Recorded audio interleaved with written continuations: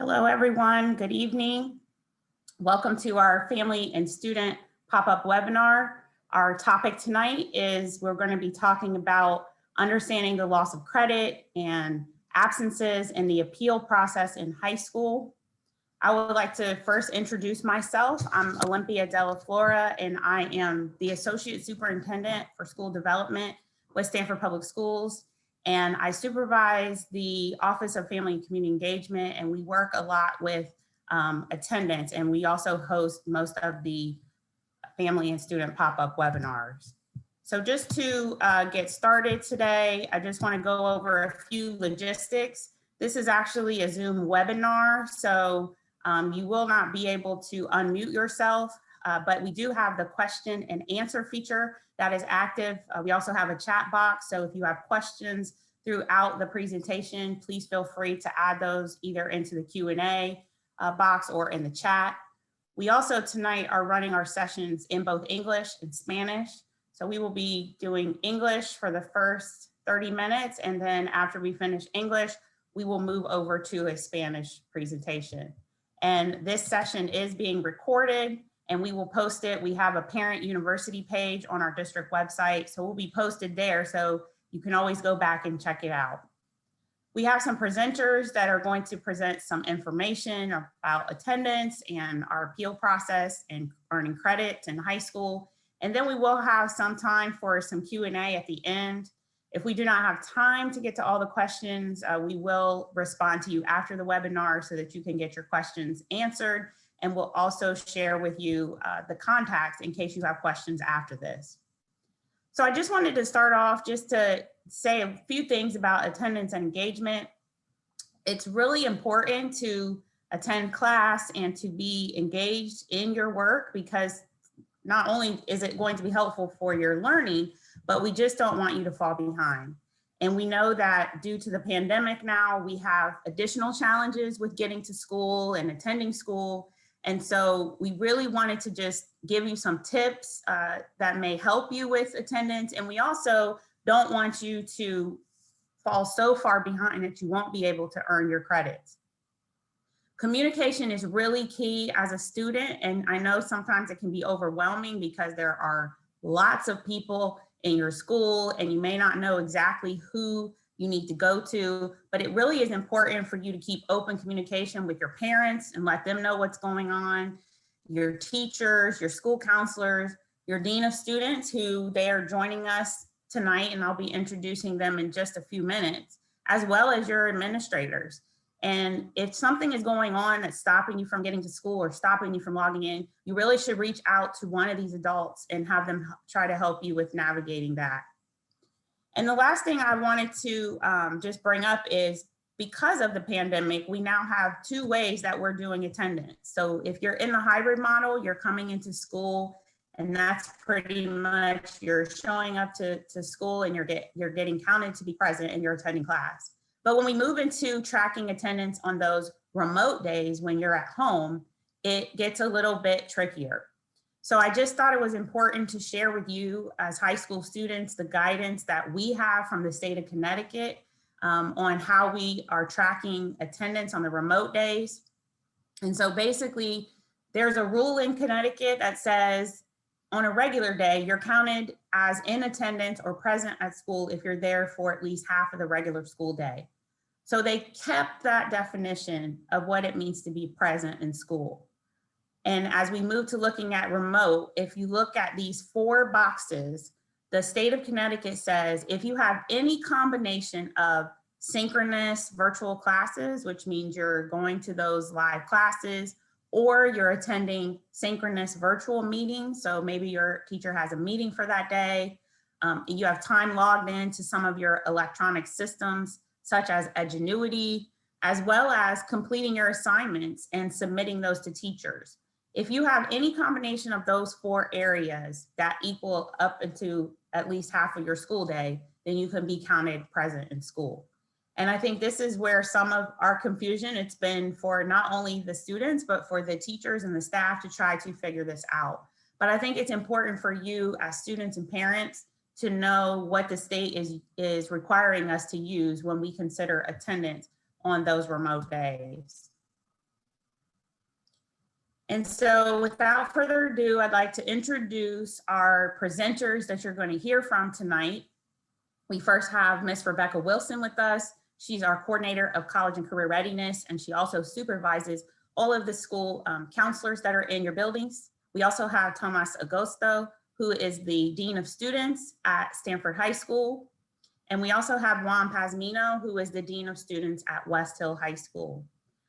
We do not have a staff member from AITE, but at the very end of the presentation, we'll put a contact up for you if you are an AITE student so that you will know who to contact for assistance. So without further ado, I would like to turn it over to Ms. Rebecca Wilson, and she's going to talk to you about the importance of earning credits. Thank you, Ms. Della Flora. Thank you all for attending tonight. I'm really excited to be here tonight. Tonight is the last night of a series of webinars that we've held this week in celebration of National School Counseling Week. So this is going to top off our week of webinars. And if you missed any of them, you can go to the parent link like Ms. Della Flora talked about, because we did do webinars on the new school counseling program. We did a webinar on FAFSA and the financial aid and getting money for college. And we did one on how to help your students in a hybrid and distance learning model. You can find those webinars again on the parent link. So Ms. Della Flora talked about the immediate and the urgency around your attendance and engagement and being involved in your education and just showing up and staying involved. But as you know, that has long-term effects, whether it's for the good, positive, or negative if you don't actually make the grades that you need to make in school. So in terms of credit, earning credits is really, really important at the high school level, not so much as the middle school level, but certainly at the high school level. You need to earn as many credits as possible because it will potentially affect your graduation. And if you look on the screen, we did outline in order to be a sophomore, you need 5.5 credits.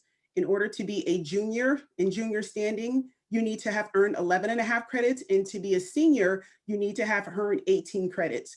For the new class of 2023 and 2024, there are new graduation requirements.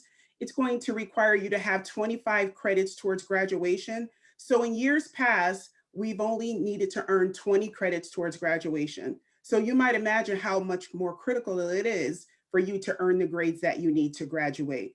And beyond graduation, earning credits really have an impact on your self-esteem. Your self-esteem really comes from, when you build self-esteem, your own internal motivation, but also achievement. And if you feel like you've achieved and you feel motivated, you're going to raise your self-esteem. So self-esteem is really, really important, but you increase your self-esteem through your actual work.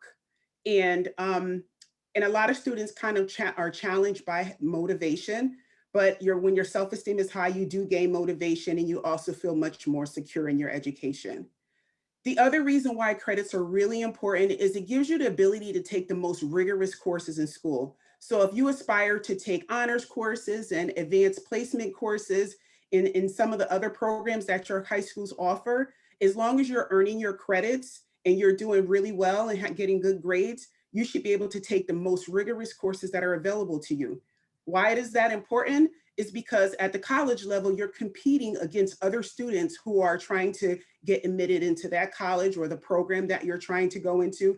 Even if it's a program like a career technical program, those programs are also competitive as well. So you want to make sure that you're in the best situation possible. So that's why earning credits are really, really important. And there are some statistics that show that students who fail a class in 9th grade decreases their probability of graduating by 30% if they fail one course in 9th grade. If they fail 2 courses in 9th grade, the probability of completing and graduating high school on time in 4 years, it decreases by 50%. You don't want to be in that number. You want to get in and out of high school in 4 years so that you're off to your post-secondary goals. And last but not least, it opens a world of opportunities for you in school and beyond high school. Work experience, so if your employers ask for your high school transcript, you have a really good rigorous course transcript with great grades on it. It's also a permanent record. And in senior year, we have the senior internship program, and you want to be in the best class standing so that you can participate in that program as well. So beyond everything else, it is really important for you to focus on getting your credits, but most importantly, earning the best grades possible and working as hard as you can to achieve as much as you could while you're in high school, because you want options, you don't want alternatives. Thank you. And next, you will hear from Mr. Tom Augusto. Good evening, everyone. My name is Mr. Thomas Augusto. I'm the Dean of Students at Stanford High School. I'm going to go over the types of absences that there are in the high school and how we code them in the system. So the first absence we have is exempt absences.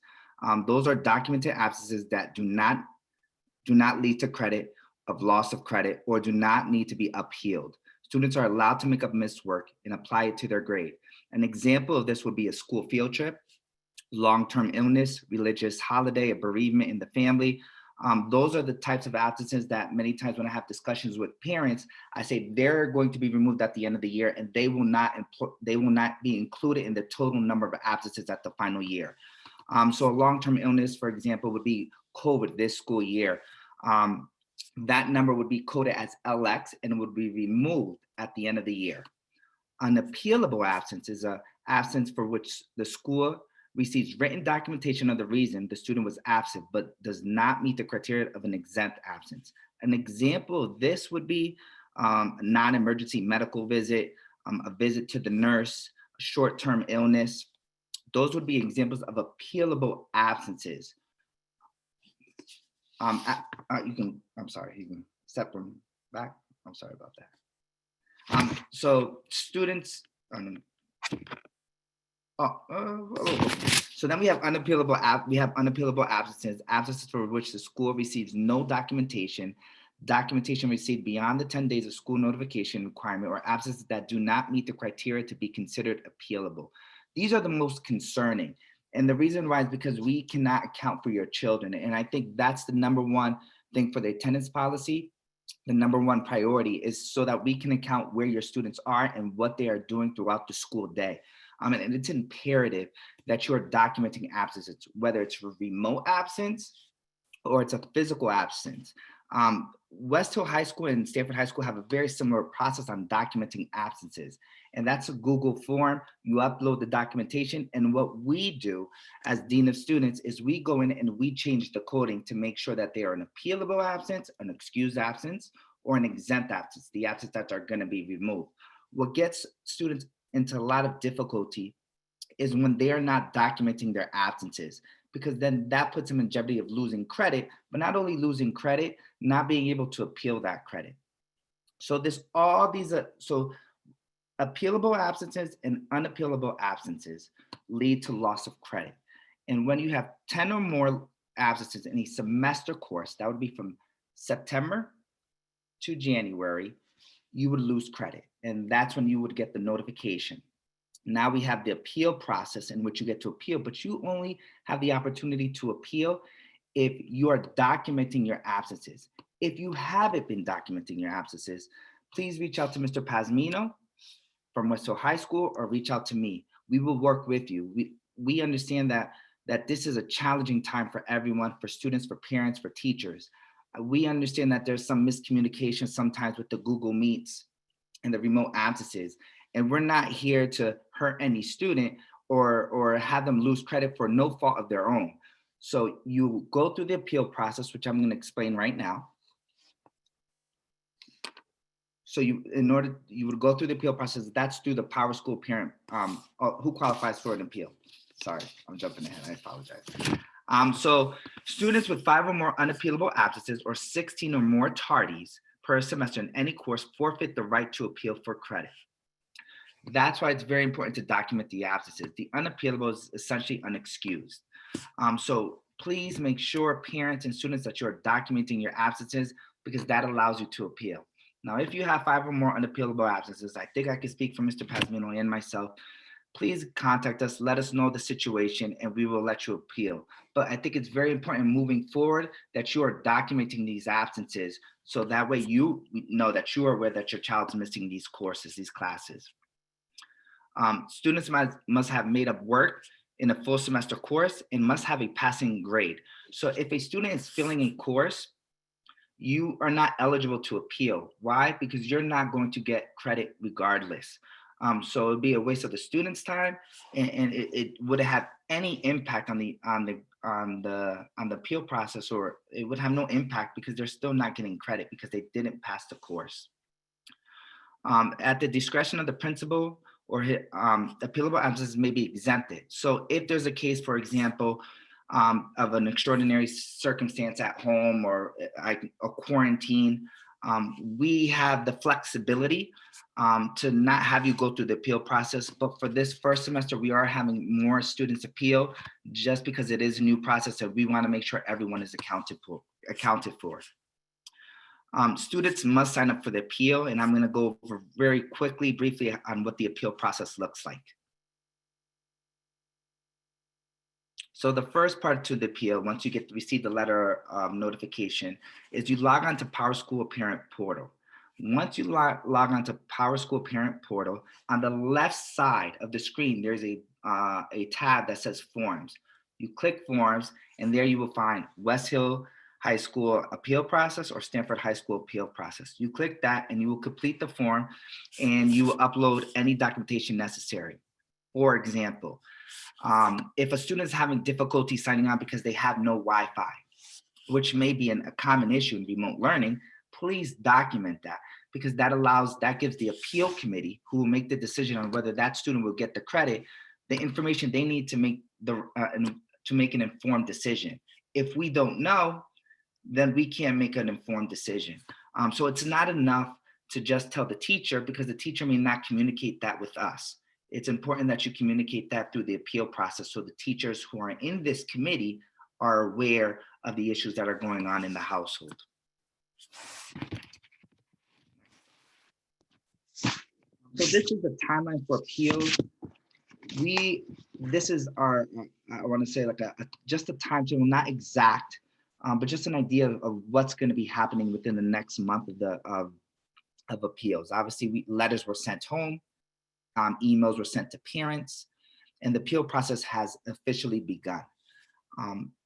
Once you submit the appeal process, the appeal committee will meet the month from February 7th, from the week from February 17th to February 19th. It consists of 2 teachers, 2 school counselors. We look at each situation differently, and we make a decision. When we make a decision, we will inform you the following week.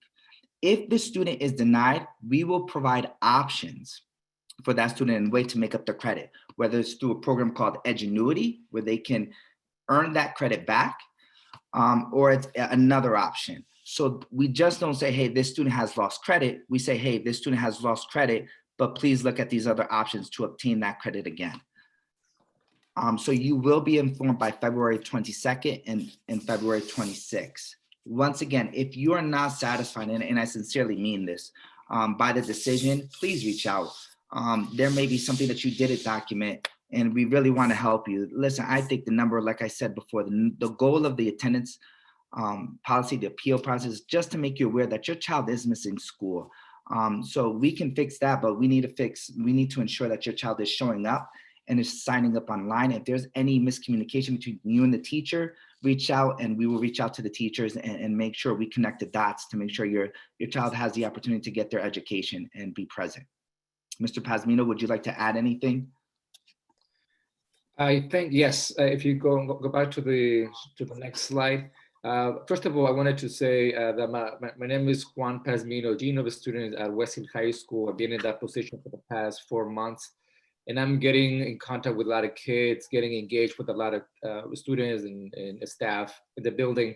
And as I do that, I see how important it is to show up every day to school. Now that we are in the hybrid model, for those who are in the hybrid model, you know, if you're blue, you got to be in the school on those blue days.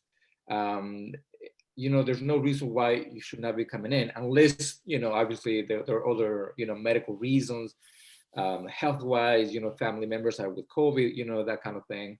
But there's no way you should not come to school. The school is actually ready. Is, you know, 6 feet in between, everybody wearing masks, is very prepared and ready to do the best thing that we can offer. Number two is to have an open communication with your parents, teachers, and the staff in school, and with the dean of students. For example, if you have a lot of absences, the first person you should be contacting is your counselor. If anything happened with the counselor, you should contact you, dean of the student, Mr. Agosto at Stanford High School, or myself at Westfield High School. But we there for you. And the way to do that is if you want to shoot us an email or call us. We're always there. I'm always there early morning and leaving school very, very late. And the reason why I do that is because I make sure that I respond to every single parent and every single student if there's questions about attendance and all that. And the other thing is that you should be advocating for yourself. If you need to appeal, you got to do that. Mr. Agosto already explained what is the actual process, going into parent portal and following all these 3 steps. But you got to do that on your own. Do not wait until you're going to be bombarded by emails from school counselor. Do that on your own, but that is you, right? Always ask for help. There is staff in the school, again, school counselors, teachers, admin as well, for any other kind of questions.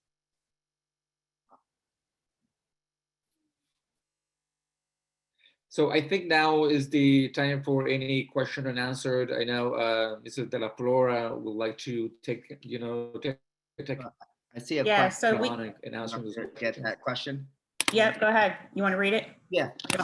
Is this just for semester or full year courses for full year classes too? Since I'm a senior, I wanted to know because I graduate this school year. That's a great question.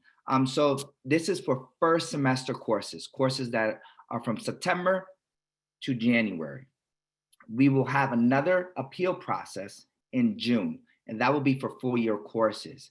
So it's a good wake-up call if you are a senior. It's a good wake-up call because if you are losing credit in your first semester course, there's a strong possibility that if you double that, you probably will be losing credit for the full year course.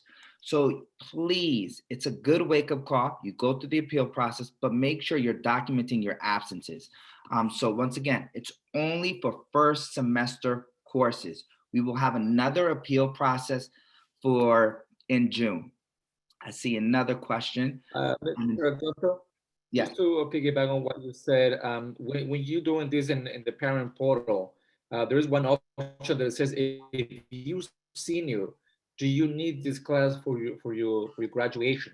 So make sure you're going to select that option because that is really important for us to know that.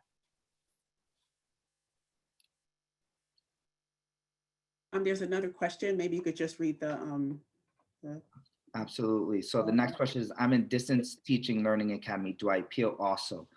The answer is yes. We are still in the process of notifying distance teaching learning parents regarding the loss of credit, and we will probably extend the appeal process for those students. But I would encourage you, if you are in distance learning and you lost credit, you have more than 10 absences for first semester courses, just to begin the process because you're going to have to appeal those courses.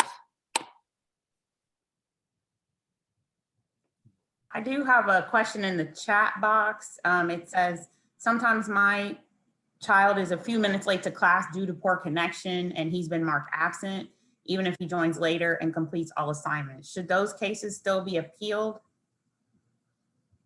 Correct. So that would be a good question. These are great questions. So that specific case I would encourage you to speak directly with the teacher and the dean of students of that building, sending them an email. Now, what I forgot to inform everyone is there are also tardies, and tardies are 4 tardies equal unexcused absence. So those do become unexcused absences. Now, if there's a teacher who is marking you absent and you are just late, then reach out to that teacher, reach out to the dean of students, reach out to your school counselor so they can begin the process of fixing that communication between you and the teacher. Thank you. There's another question I'm going to just summarize. It says that if they have a concern about a number of absences, and it says their grandmother doesn't speak much English and isn't good with technology. Who can they contact at the school to talk about the appeal process? I can take that answer. I think one of the best ways to communicate with that will be if you wanted to send out an email to the dean of the students at the end of the presentation, and also at the beginning of the presentation was a series of names with emails. In this presentation, it will be there if you wanted to review maybe tomorrow. That information is in, but you need to reach out via email or by phone. But please do that after school. You can call, you can leave a message or email again. I see a question. How do you document an absence when your Wi-Fi is down? There's nothing to upload if you can't connect. So I think that reaching out, giving us a phone call. Now, understand, obviously it's appeal season, so please allow us some opportunity to respond. But we do our best to respond within at least a 24-hour period. But if you let us know, we'll figure something out as far as documenting absences. I'm pretty flexible. Pasmino, I know, is pretty flexible. And even if we have to document it ourselves, we will do that if a student doesn't have Wi-Fi.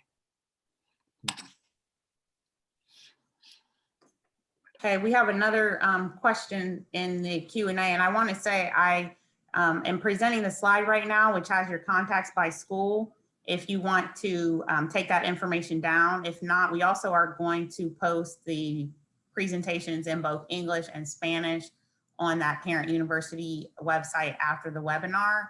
But this is really a question from a parent. It says sometimes her daughter's on Zoom and she's getting marked absent, though she's completing work. It says, should you appeal this situation? And I think I'll take that question. I think that if that's happening, you need to reach out and have a conversation with the school counselor or the school administrator and the teacher to see if there's a way that you can communicate, because based on the guidance that we presented from the state, as long as those 4 boxes that we discussed earlier are adding up to at least half of the school day, they can be marked present. So I think that's a conversation you should probably have with the building administrator after you talk to the teacher first. You first start with the teacher and have that open communication and try to understand why the student is marked absent. And then if you don't, if you feel like you need more discussion, then you would go to the next person, which would be the building administrator. All right, there's other questions.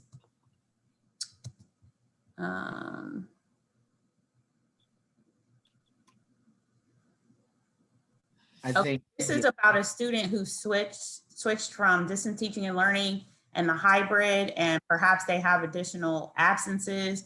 Is this something when they were marked absent? Is this something that they can bring to the appeal board? Yes.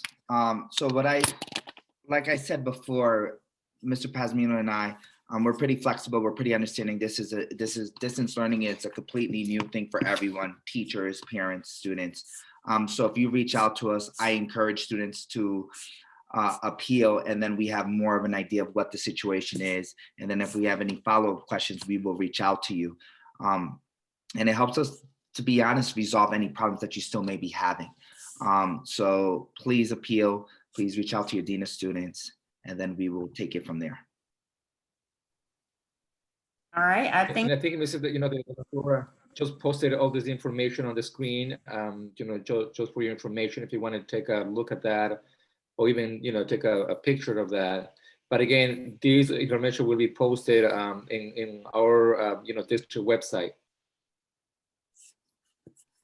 And with that being said, and I don't see any other questions left in the box for now, we're going to conclude our English portion, and we're going to take just a minute to switch over PowerPoints, and we will begin our Spanish session in just a few minutes. But we really want to thank you for your participation, and please reach out if you need help. This is not the end of our communication, but we wanted to make sure that you had the information available to you. So thank you for joining us, and just give us maybe 2 minutes and we'll switch over to our Spanish presentation. Have a great evening.